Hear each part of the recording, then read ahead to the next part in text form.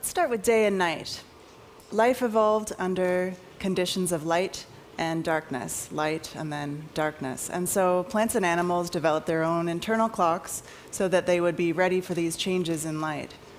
These are chemical clocks, and they're found in every known being that has 2 or more cells, and in some that only have 1 cell.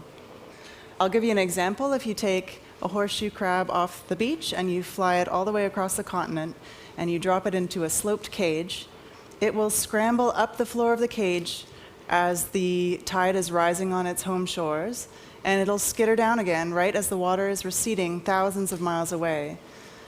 It'll do this for weeks until it kind of gradually loses the plot. And it's incredible to watch, but there's nothing psychic or paranormal going on. It's simply that these crabs have internal cycles that correspond usually with what's going on around it. So we have this ability as well, and in humans we call it the body clock. You can see this most clearly when you take away someone's watch and you shut them into a bunker deep underground for a couple of months. People actually volunteer for this, and they usually come out kind of raving about their productive time in the hole.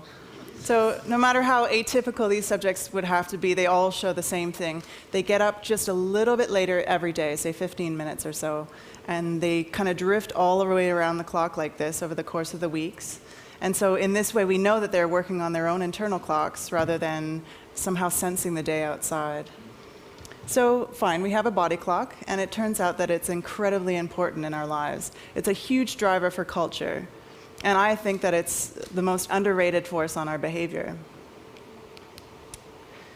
We evolved as a species near the equator, and so we're very well equipped to deal with 12 hours of daylight and 12 hours of darkness. But of course, we've spread to every corner of the globe. And in Arctic Canada, where I live, we have perpetual daylight in summer and 24 hours of darkness in winter. So the culture, the northern Aboriginal culture, traditionally has been highly seasonal. In winter, there's a lot of sleeping going on. You enjoy your family life inside. And in summer, it's almost manic hunting and working activity, very long hours, very active. So what would our natural rhythm look like? What would our sleeping patterns be in the sort of ideal sense? Well, it turns out that when people are living without any sort of artificial light at all, they sleep twice every night.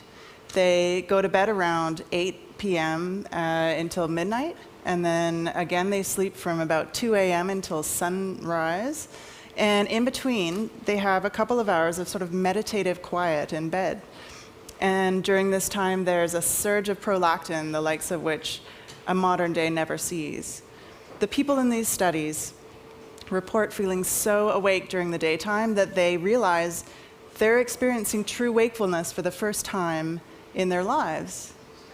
So cut to modern day, we're living in a culture of jet lag, global travel, 24-hour business, shift work, and our modern ways of doing things are, have their advantages, but I believe we should understand the costs. Thank you.